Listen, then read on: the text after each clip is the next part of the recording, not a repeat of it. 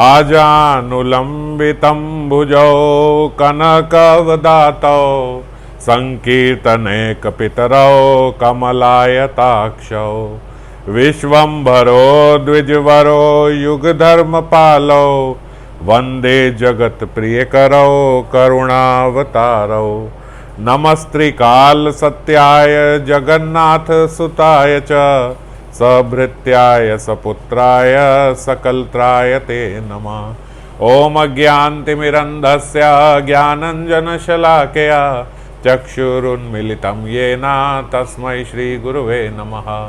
श्रीगौरांगा नित्यानंद श्री अद्वैत चंद्र गदाधर श्रीवासादि गौरभक्तवृंद वाञ्छाकल्पतरुभ्यश्च कृपा सिन्धुभ्येव च पतितानां पावनेभ्यो वैष्णवेभ्यो नमो नमः। हरे कृष्णा कृष्णा कृष्णा हरे हरे हरे रामो राम राम हरे हरे। तो हम लोग श्रीमन महाप्रभु की कृपा से श्री चैतन्य भागवत से श्रीमन महाप्रभु की गया यात्रा पे चर्चा कर रहे थे। और अभी पिछले कुछ दिनों में हम लोगों ने जो महाप्रभु ने नियम बताए अपने शिष्यों को, हम उन पे चर्चा कर रहे थे। पिछली बारी ये सारे नियम जो थे 14 नियम ये पूरे हो गए। तो एक बारी मैं आपको इस बार एक सारे नियम एक बार बता देता हूँ, क्योंकि सब लोग यही बोल रहे थे कि एक साथ सारे नियम बता दो। सब बताने में अभी मैंने पीछे तो सारा डिटेल में बताया जो सारे नियम हैं, तो यहाँ पे मैं आपको सारे नियम एक बार सारे बता देता हूँ ताकि आपको भी ध्यान रहे, आपकी स्मृति में रहे ये जो पालन करना है। पहला नियम जो महाप्रभु ने अपने शिष्यों को बताया था वो था ब्रह्म मुहूर्त में उठना। इसमें हमें दोनों ही बातें ध्यान रखनी है। मैं आज सारे एक्सप्लेन नहीं करूँगा, ये हम सारे पहले इन सब पे एक्सप्लेनेशन हो चुकी है बहुत विस्तार से। तो केवल इस पे मैं आपको सिर्फ इतना बताना चाहूँगा कि ब्रह्म मुहूर्त में उठना ये एक पहला नियम है। तो जो पहला नियम है वो मतलब अति अनिवार्य है, वो हम सब के लिए, साधक के लिए बहुत ज़रूरी है। अगर ब्रह्म मुहूर्त में कोई साधक नहीं उठ रहा है तो ऐसा बोला जाता है संतों द्वारा कि ये माननीय नहीं है कि उसकी साधना ठीक चल रही है। उसकी साधना चल भी रही है ये भी नहीं माना जा सकता, क्योंकि जो हमारी कंसंट्रेशन लेवल है, जो हमारा स्मरण हो सकता है, जो हमारी माला, जो हम नाम ले सकते हैं, वो जो सुबह के समय ले सकते हैं वो बाद में नहीं ले सकते। और सुबह का नाम लिया हुआ जो है वो एक ऐसा है कि जैसे उस समय जो नशा लग गया वो पूरा दिन रहेगा।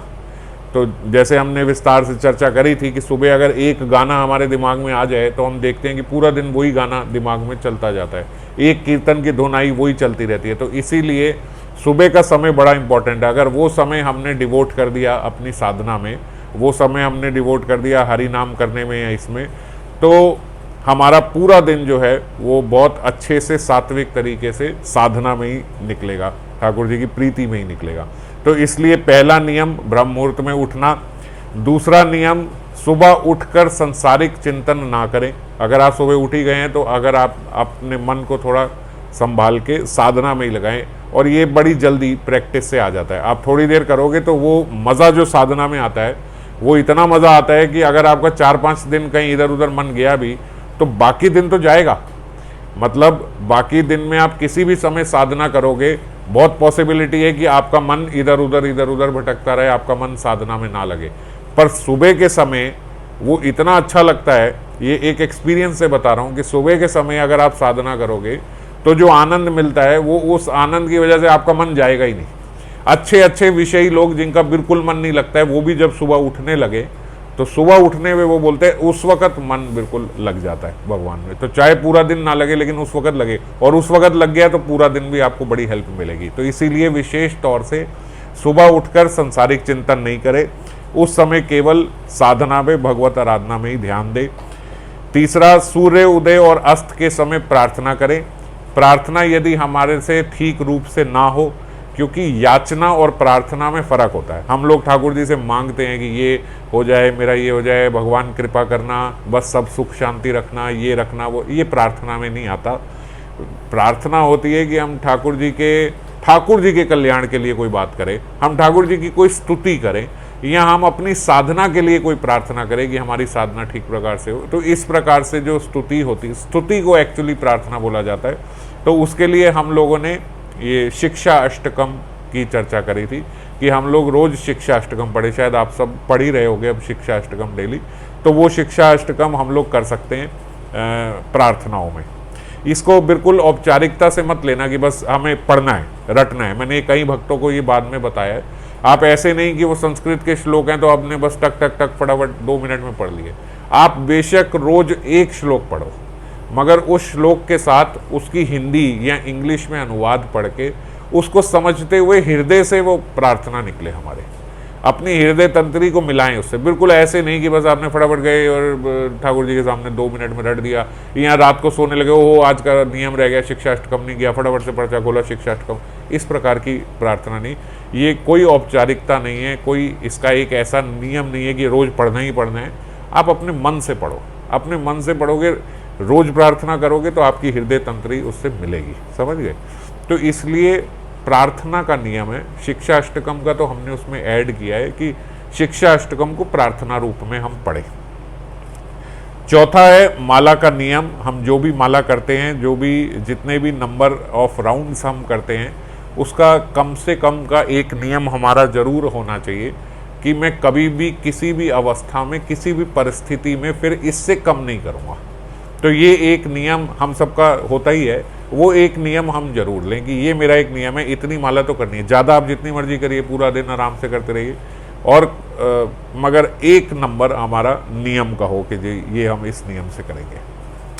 5वां नित्य शास्त्र अध्ययन का एक नियम है कि रोज कोई ना कोई शास्त्र, भगवत गीता, श्रीमद् भागवतम, चैतन्य चरितामृत, चैतन्य भागवत, राधा रस सुधानिधि इत्यादि कोई भी प्रेम भक्ति चंद्रिका, बहुत बाबा इस पे स्ट्रेस देते थे कि प्रेम भक्ति चंद्रिका तो एक ऐसा शास्त्र है जो जीव मात्र को पढ़ना चाहिए, और हम जैसे साधकों के लिए तो निर्देश है कि कम से कम रोज प्रेम भक्ति चंद्रिका तो जरूर पढ़नी चाहिए। तो अगर आप कोई भी पढ़िए, राधा रस सुधानिधि इत्यादि, विलाप कुसुमांजलि, गीत पंचक, कोई भी शास्त्र पढ़ें, मगर अगर प्रेम भक्ति चंद्रिका भी पढ़े तो बहुत अच्छी बात है। अगर कई लोगों ने पढ़ ली है तो कोई बात नहीं, अगर नहीं पढ़ी है तो उसको पढ़ें। और अगर वैसे ही कुछ भी नहीं कर रहे हैं तो रोज एक प्रेम भक्ति चंद्रिका का श्लोक, क्योंकि वो आपको स्टेप बाय स्टेप सब बताएगी, शुरू से लेके अंत तक साधक को कहाँ पे जाना है। प्रेम भक्ति Chandrika is the perfect guide. तो रोज शास्त्र अध्ययन जरूर करें, कोई भी करें, जो भी आप शास्त्र पढ़ रहे हैं वो रोज नियमित रूप से रोज पढ़ें। शरीर, मन, वचन से हम किसी का भी अहित ना करें। इस पे हमने चर्चा करी थी कि शरीर से हमसे कोई बुरा आचरण ना हो, वाणी से हम कोई किसी से कठोर बात ना बोले या फिर झूठ ना बोले।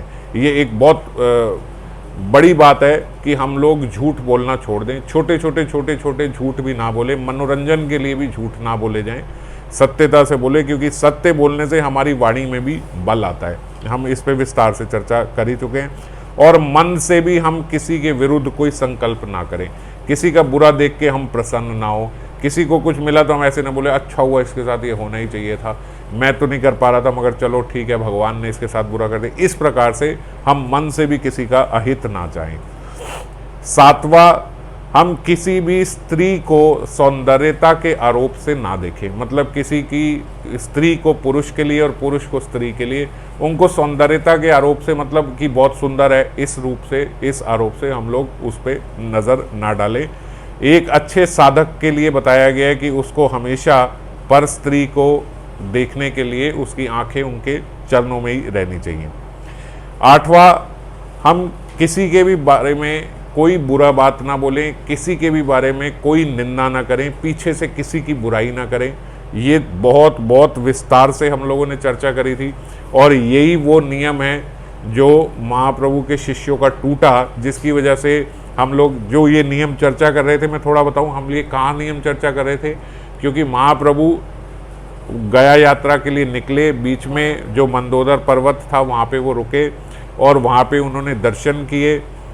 दर्शन करने के बाद जब वो शाम को गए, उनके जो शिष्य हैं वो भिक्षा करने के लिए, प्रसाद इत्यादि एकत्रित करने के लिए, वहाँ से वो ब्राह्मणों के घर से आए और कोई भी भिक्षा का सामान नहीं लेके आए, कोई भी प्रसाद नहीं लेके आए। तो वो उन्होंने महाप्रभु को ये बोला कि यहाँ पे कोई भी ऐसा ब्राह्मण नहीं है, कोई ऐसा ब्राह्मण हमें दिखाई नहीं कि जिसके घर का हम प्रसाद खा सके, जिसके घर से हम भिक्षा कर सके, ऐसा हमें कोई मिला ही नहीं है। तो क्योंकि उनसे उन ब्राह्मणों के लिए निंदा हुई, जब उन्होंने बोला कि हम वहाँ से ले नहीं आ पाए, तो बोलते कोई ऐसी बात उन्होंने छोड़ी नहीं शिष्यों ने जो ना बोली हो, ये ऐसे कर रहा था, वो वैसे कर रहा था, इनके घर तो ऐसे होता है, वो तो वैसे था, कोई सदाचारी ब्राह्मण हमें दिखाई नहीं। इस प्रकार की उन्होंने निंदा करी, जिस वजह से महाप्रभु को ज्वर हुआ। जो ये बात सारे नियम की चली थी वो यहीं से चली थी कि उसी रात को महाप्रभु के शरीर में बहुत ज्वर हो गया, मतलब हाई फीवर हो गया, और रीज़न समझ में नहीं आ रहा था। तो महाप्रभु ने बोला कि हम में से किसी से, उन्होंने बोला ऐसे अपने ऊपर लेते हुए कि या मुझसे या आपसे किसी से एक नियम टूटा है जो हमारे नियम थे। वो क्या नियम थे उन पे हम चर्चा कर रहे हैं। टूटा क्या था? ये वाला नियम टूटा था, इस पे हम आगे अभी चर्चा करेंगे। तो हम किसी की किसी भी प्रकार से कोई बुराई, कोई निंदा नहीं करें, हमने बड़े विस्तार में चर्चा करी थी। नहीं तो वो सारे पाप उसके, जिसकी हम निंदा करते हैं उसके सारे पाप हमें लग जाते हैं। इसलिए बी वेरी केयरफुल, हम किसी की निंदा बिल्कुल ना करें। 9वां, भोजन उतना ही पाएं कि जिससे ओवर ईटिंग नहीं हो। अगर हमारे ओवर ईटिंग बनती है तो विभिन्न प्रकार की वायु वगैरह हमारे शरीर में बनती है और हमारा साधना में बिल्कुल मन नहीं लगता, मन और रजोगुण और तमोगुण की तरफ भागता है। 10वां, खाना खाते समय हमारी चेतना एकदम शुद्ध होनी चाहिए। बिल्कुल ऐसे नहीं कि हम क्रोध में खाना खा रहे हैं, बिल्कुल ऐसे नहीं कि हम इतने विनोद में खाना खा रहे हैं कि हम टीवी इत्यादि और पिक्चर और मूवी ये सब देखते हुए खाना खा रहे हैं। खाना खाते समय हमारी चेतना बहुत अच्छी होनी चाहिए। खाना खाने के समय ये पता लगता है कि आज हमारी साधना में वृद्धि होगी या हमारे भजन की हानि होगी। तो इसलिए अपनी चेतना का बहुत ध्यान रखें। अगर आपको कोई चिंता भी है, ऐसा बताया जाता है, कोई आपके मन में टेंशन है, कुछ है, तो भी उसे थोड़ी देर के लिए अपने मन को निश्चिंत करके कि यार पहले प्रसाद पालें फिर देखेंगे। प्रसाद आप अच्छे मन से, जूता चप्पल अगर आपने पहना है तो आइडियली हम लोगों को वो जूता चप्पल उतार के बड़ी रिस्पेक्टफुली ठाकुर जी का प्रसाद पाना चाहिए। 11वां, हम अपने से वरिष्ठ वैष्णव को जब देखें तो प्रणाम करें। इससे हमारी ईगो, हमारा अहंकार कम होता है और हम उन्हें अपने बराबर समझने की गलती नहीं करते। इसलिए ये अति आवश्यक है कि जब भी हम वरिष्ठ वैष्णव को देखें तो उन्हें प्रणाम करें। 12वां, अगर कोई आपको बुरा भला भी बोल जाता है तो भी आप क्रोध करना अवॉइड करें। हमें गुस्सा नहीं करना। हमें गुस्सा इसलिए नहीं करना कि हम उसका कल्याण सोच रहे हैं, हमें गुस्सा इसलिए नहीं करना है कि मुझे अपना कल्याण सोचना है। क्रोध करने से सबसे पहला नुकसान मेरा होगा। मैंने पहले भी बताया था कि उड़िया बाबा ने बताया कि जो व्यक्ति क्रोध करता है उसका 1 महीने का भजन नष्ट हो जाता है एक बार क्रोध करने से।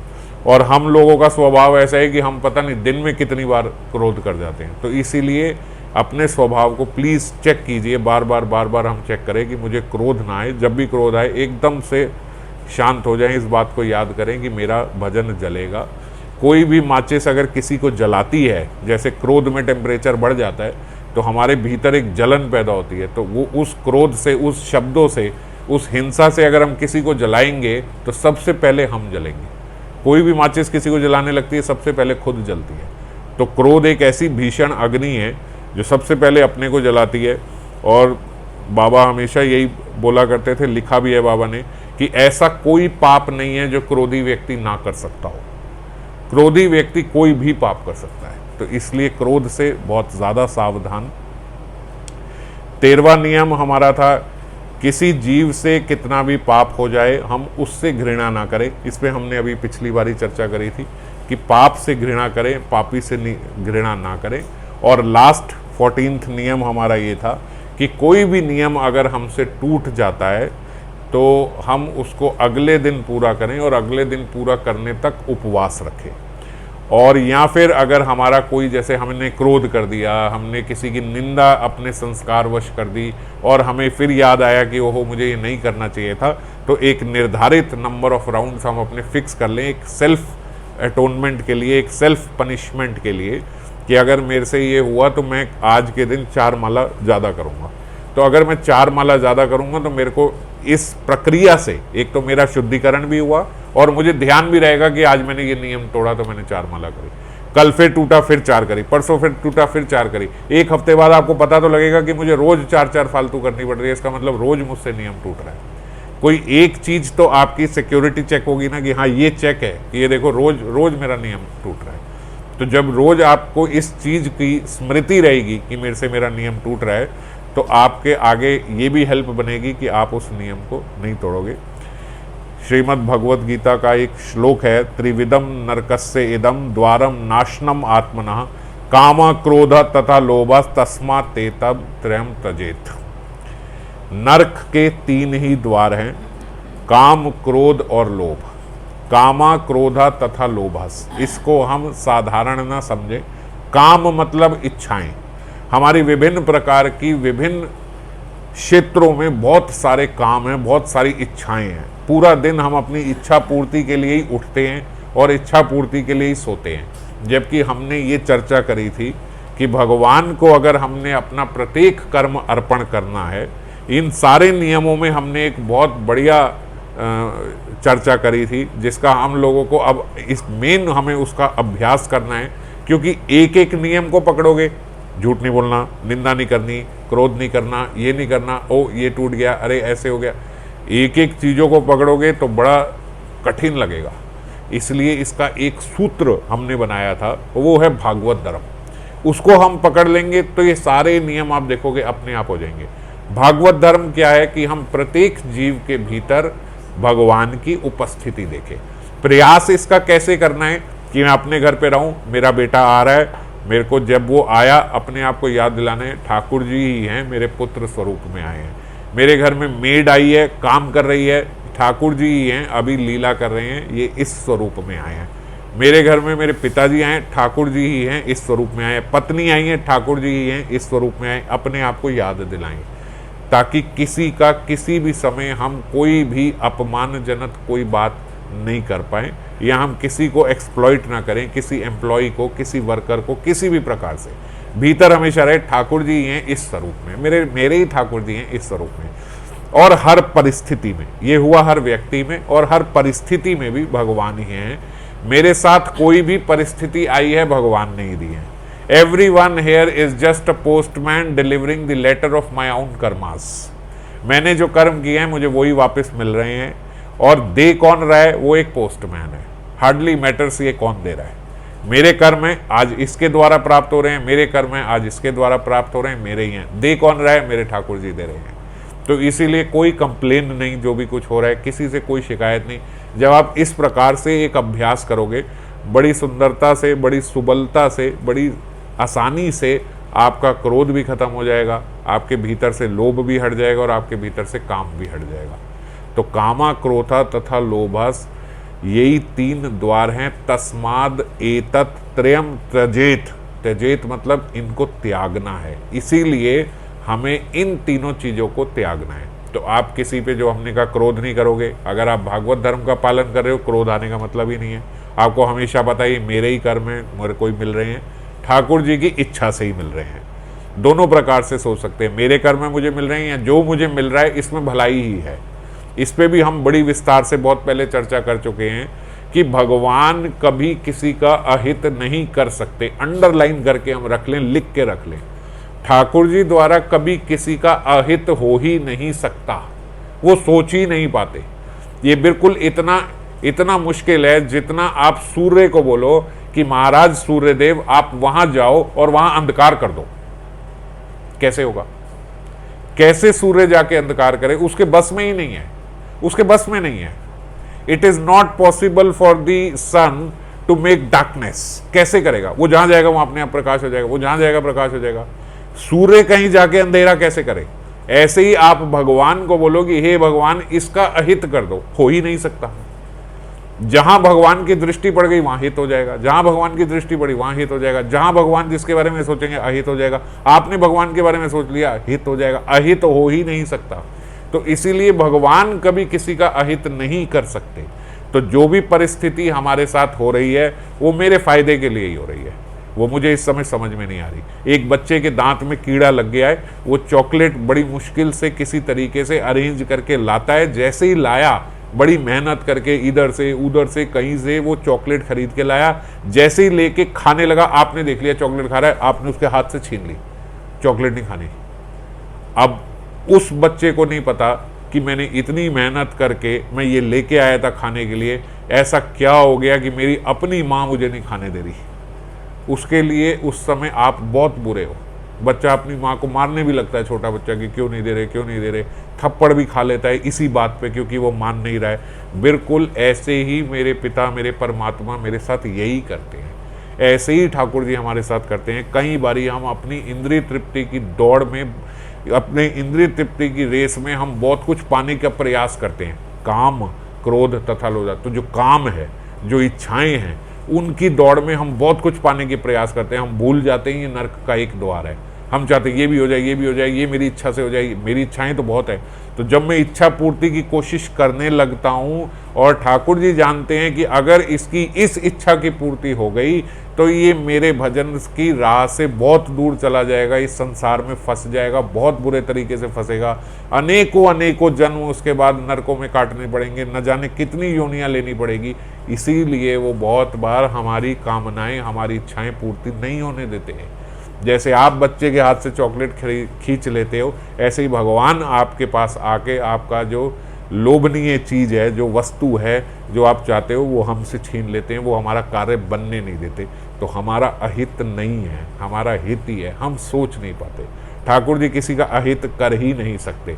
इस बात को बस समझ लें, ये भागवत धर्म है। इस भागवत धर्म का हम पालन करने का प्रयास करें, सारे नियम स्वतः अपने आप हमारे पालन हो जाएंगे।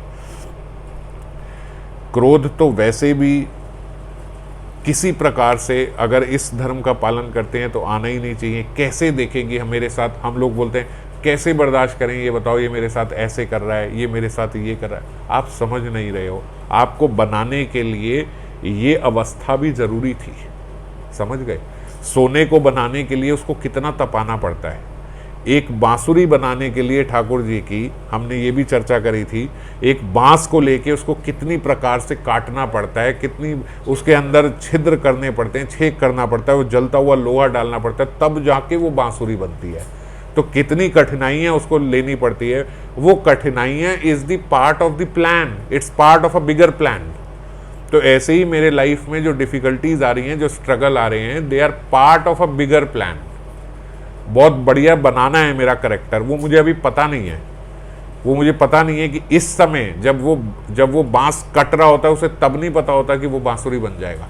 जब उसके भीतर छिद्र किए जा रहे हैं, तब नहीं उसे पता कि वो बांसुरी बन जाएगा।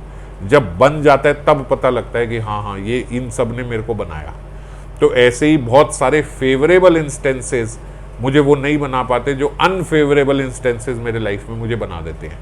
अनुकूल अवस्थाएं इतना नहीं बना पाती, जो प्रतिकूल अवस्थाएं मेरे को बना देती हैं। जब हम कहीं केला खरीदते जाते हैं या हम आम खरीदते हैं बाजार से, तो आप कभी सब्जी वाले को बोलते हो कि भाई तू जो ये तोल रहा है, जो ये केले तू तोल रहा है, ये जो तू आम तू तोल रहा है, ये छिलका तो सारा वेस्ट हो जाएगा। इतना मोटा केले का छिलका केले में से निकलेगा, वो तो वेस्ट है, वो तो आपने खाना ही नहीं। आपको पता है कि वो आपने फेंक देना है। आम के भीतर इतनी मोटी गुठली निकलेगी, आपको पता है वो वेस्ट है, वो आपने फेंक देनी है। तब भी जब वो तोल रहा होता है तो उसके भी पैसे दे के आते हैं ना हम। केले के छिलके और आम की गुठली के भी पैसे देते हैं ना, जबकि हमें पता है कि ये हमें फेंक देना है। क्यों देते हैं? क्योंकि अगर केले का छिलका नहीं होगा तो वो केला सलामत नहीं रह सकता। वो केला सलामत नहीं रह सकता। मानो वो सारे छिलके उतार के ऐसे केले रख दे, सारे खराब हो जाएंगे। उस छिलके ने ही उस केले को बना के रखा था, समझ गए। तो इसी प्रकार से ऐसी बहुत सारी अनफेवरेबल इंस्टेंसेस जो हमारे लाइफ में आते हैं, उसी ने हमें बनाया है और वही हमें बना के रखेंगे। अभी हमें पता नहीं है कि ये खराब, कि ये हम फटाफट से बोल देते हैं बस मेरी लाइफ में ये हटा दो, बस ये सारी प्रॉब्लम्स ठीक कर दो। हम इसी को भगवान की प्रार्थना समझ लेते हैं। इसीलिए मैंने बोला प्रार्थना में शिक्षा अष्टकम। नहीं तो हम लोग बस यही प्रार्थना, बस ठाकुर जी कृपा करो, बस ये हट जाए, बस ये ठीक हो जाए, बस ये काम बना दो, बस ये कर दो, यही हमारी प्रार्थना रह जाती है। तो इस प्रकार से प्रार्थना नहीं करने के लिए ही हम लोगों ने ये चर्चा करी थी कि हम शिक्षा अष्टकम की प्रार्थना करेंगे। क्रोध बच्चे पे किया जाए कोई प्रॉब्लम नहीं है, शासन के लिए अगर कहीं किया जा रहा है जहां अधिकार से आपको करना पड़ेगा, जैसे एक बच्चा है उस पर हमें क्रोध करना है, तो हम जानते हैं तो ठाकुर जी इस आवेश में है। जैसे मैंने अभी बोला, हमने बच्चे की चॉकलेट खरीद ली, उसके लिए तो हम कठोर बने, मगर किस लिए? उसके हित के लिए ही, उसके कल्याण के लिए। अपने बच्चे को कोई माँ इसलिए नहीं मारती है कि ये नष्ट हो जाए, समझ गए, कि उसका कुछ अहित करना है। इसमें बस हमें ये ध्यान रखना, भीतर से क्रोध ना है। जानते हैं ठाकुर जी है, ठाकुर जी हैं, हाँ ठाकुर जी को ऐसे ही यहाँ इस कैरेक्टर में ठाकुर जी के साथ यही रोल प्ले करना है। अब तो ठाकुर जी आपको मार भी पड़ेगी, समझ गए। अब तो माधव जी पड़ेगा आपको एक थप्पड़, आपने ये काम किया, अब आपको पड़ेगा। तो इस प्रकार से ये तो करना होगा। इंटेंशंस क्या हैं? हमेशा आप कोई भी क्रिया करते हो, वो आपकी क्रिया मैटर नहीं करती, आपकी इंटेंशंस क्या है वो मैटर करता है। आपका उद्देश्य क्या है वो मैटर करता है, क्रिया मैटर नहीं करती। हनुमान जी ने क्रोध किया लंका में जाके और सारी लंका जला दी, वो क्रोध से ही वो भगवान के प्रिय बन गए। तो समझ गए, उनके एक्शंस मैटर नहीं करते, इंटेंशंस मैटर करती है। एक सर्जन भी जाके सर्जरी करते हुए आपकी चीड़ फाड़ करता है, आपका पेट काट देगा, सब कुछ कर देगा, और एक डाकू भी आपको चक्कू मार के आपका पेट फाड़ देता है। मगर डॉक्टरों की हम लोग, खासकर आजकल के टाइम पे आप देखो, they are the real heroes. अब ये कोविड के टाइम पे जो कोरोना फैल रहा है, हम डॉक्टर्स की तो कैसे पूजा कर रहे हैं कि ये लोगों ने ही संभाला हुआ है देश को, मगर चोर और डाकू की निंदा होती है और उसको जेल में सजा दी जाती है। कार्य जबकि सेम है, तो उद्देश्य अलग है। इस बात को हमें समझना है। एक बार की एक कथा है, एक डाकू था, ये भी एक सत्य घटना है।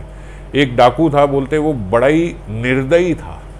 वो कहीं पहले होता था ना, वन के रास्ते से लोग निकलते थे, पहले तो पैदल ही निकलते थे, तो बीच में जो वन आया तो लोग वन के रास्ते से निकल जाते थे।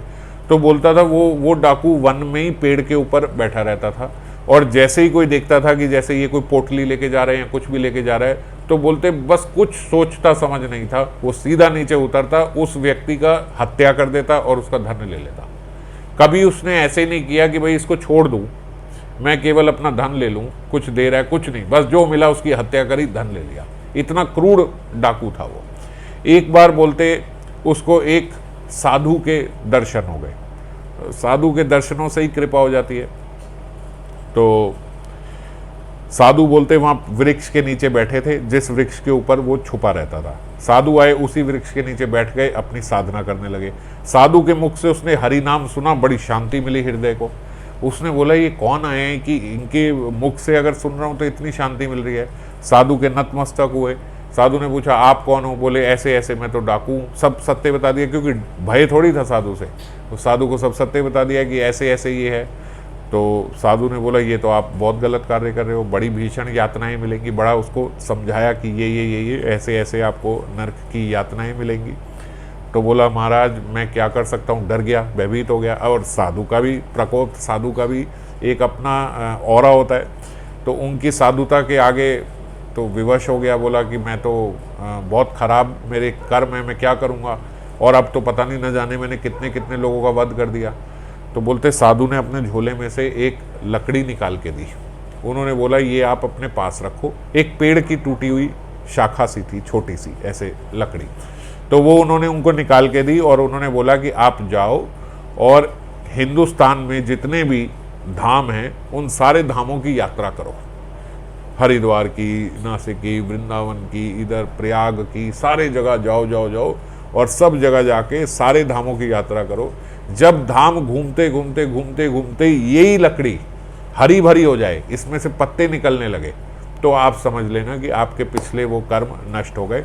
फिर तब आप पिछले कर्मों से मुक्त हो जाओगे और फिर आगे साधना शुरू करना। तब आप मेरे पास आना, मैं यहाँ आपको मिलूंगा, ये मेरी यहाँ कुटिया है। उसने बोला ठीक है महाराज, ऐसे ही करूँगा। अब उसने पक्का मन बना लिया कि भाई मेरे को तो इतने करोड़ों जन्म नरक जाना पड़ेगा, सब साधु ने समझा दिया था। बोले उससे बचने का तो ये उपाय तो बुरा नहीं है कि भाई जाते जाते हम और इधर उधर घूमते रहेंगे, जगह जगह धाम में जाएंगे और जब हरी भरी हो जाएगी आ जाएंगे। वो बोलते वो निकल गया। थोड़ा सा दूर ही अभी गया था, थोड़ी दूर बोलते एक वृक्ष के नीचे बैठा। जहाँ वृक्ष के नीचे बैठा बोलते वहाँ पे ऊपर उसी की तरह 4 डाकू थे। जैसे वो डाकू था, बोलते अब वो वृक्ष के नीचे बैठा तो 4 डाकू ऊपर वहां पे छुपे हुए थे, और वो चारों आपस में चर्चा कर रहे थे कि भाई आज रात को इस गांव में, जो ये साथ में गांव लगता है, इसमें आग लगा देंगे, सारे गांव में आग लगा देंगे। पूरी योजना बना रहे थे कि ऐसे ऐसे मैं यहाँ से इस कोने से लगाऊंगा, आप उससे लगाना, आप इससे लगाना, उससे लगाना, सारे घरों को आग लगा देंगे, सब बर्बाद कर देंगे इस पूरे गांव को, और जो धन वगैरह होगा वो फटाफट से अपना लूट लपेट के यहाँ से भागेंगे। अब जो नीचे डाकू था उसने सोचा कि यार जहाँ इतने वध किए हैं, जहाँ इतनी हत्या करी है, अब मेरे को तो साधु ने बोला है कि भाई निकलो और सारे धाम घूम के आओ जहाँ ये लकड़ी हरी भरी हो जाए। तो जब मैं जा ही रहा हूँ धाम को, तो इन चारों का भी काम करते हुए जाता हूँ। ये बड़े डाकू बन रहे हैं कि वहाँ पे ये जलाएंगे, वो जलाएंगे, ये सब करेंगे। अब क्योंकि उसके भीतर भी साधुता आ गई थी ना, मगर एक अपने स्टाइल से आई थी, क्योंकि था तो डाकू। तो उसने कल्याण करने की अब कैसे सोची कि भाई इस गांव को बचाना है, इनका मार देता। बोलते उन्होंने, उसने आवाज लगाई, ओए कौन है, जरा इधर नीचे तो आना, हम भी तो देखें जरा कौन है जो गांव को आग लगा रहा है। भैया तुम्हारे पिताजी आए आज नीचे। इस प्रकार से बोलते उसने बोला, और एक एक करके चारों का वध कर दिया, क्योंकि वो तो था ही पक्का डाकू, वो तो रोज का उसका काम था ऐसे वध करना। उसने बोलते चारों की हत्या करके वहीं पे लमलेट कर दिया। अच्छा, अब लकड़ी निकाल के चलने लगा तो देखा लकड़ी हरी भरी हो गई। वो लकड़ी अभी हरी भरी हो गई। वो भागता हुआ उन साधु के पास गया। साधु ने बोला, हाँ बताओ। बोले महाराज ये देखो हरी भरी हो गई। बोले कौन से धाम गए थे जो एकदम से हरी भरी हो गई? बोले महाराज कहीं नहीं गया था, अभी तो बस एक वृक्ष के नीचे थोड़ा आगे गया था, बैठा ही था। ऐसे ऐसे वो 4 डाकू थे, वो ये प्लान कर रहे थे कि ये पूरे गांव को आग लगाएंगे, ये करेंगे, वो करेंगे। मेरे को लगी कि भाई ये इतना नाश कर देंगे, सब कर देंगे। आपकी कृपा से मैंने सब सुना था कि ये सारे कार्य नहीं करने चाहिए। मैंने उनका इतनी हत्या पहले ही करी, कोई नहीं इन चारों की भी कर दो। मैंने उन चारों की भी हत्या कर दी। और साधु ने उनको समझाया कि देखो, हत्या तो तुम पहले भी करते थे, हत्या तुमने आज भी करी, लेकिन पहले तुम स्वार्थ से हत्या करते थे। तुम अपने हित के लिए, अपने पैसा कमाने के लिए, अपनी काम की पूर्ति के लिए हत्या करते थे। पर आज आपने सेवा रूप में हत्या करी। आज आपने जो किया, न जाने कितनी गौआ जल जाती, न जाने कितने बच्चे, न जाने कितने पुरुष, कितनी स्त्रियां जल जाती, कितने घर बर्बाद हो जाते, क्योंकि पूरे गांव को आग लगानी थी उन्होंने। आपने पूरे गांव की जान बचा ली। तो आज आपने जो कार्य किया है वो लोगों के हित के लिए किया, आज अपने स्वार्थ के लिए नहीं किया, इसीलिए ये हरी भरी हो गई। जाओ वहाँ नदी का स्नान करके आओ, आपको दीक्षा दूंगा। बोलते उस डाकू को दीक्षा दी और बहुत बड़े संत बने वो आगे जाके।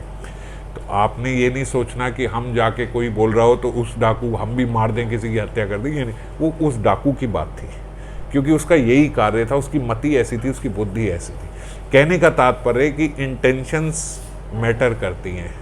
What are your intention that matters, actions does not matter। आपका उद्देश्य क्या है वो मैटर करता है, क्रिया आप क्या कर रहे हो वो मैटर नहीं करती। तो इसीलिए उद्देश्य, इंटेंशंस बड़ी क्लियर रहे। भागवत धर्म का पालन करते हुए ही हम सारे कार्य करें। भागवत धर्म को पालन करने के लिए अपनी मानसिकता वैसे ही तैयार करें, जैसे हम लोग चर्चा कर रहे हैं कि हर अवस्था में, हर परिस्थिति में और हर व्यक्ति में भगवत उपस्थिति देखने का प्रयास करें। ये सारे नियम बड़ी आसानी से फॉलो हो जाएंगे। फिर अगले सत्र में अब हम लोग चर्चा करेंगे कि महाप्रभु ने अपने उन शिष्यों को कैसे समझाया और आगे कैसे लीला रही, उसका विस्तार से हम लोग चर्चा करेंगे।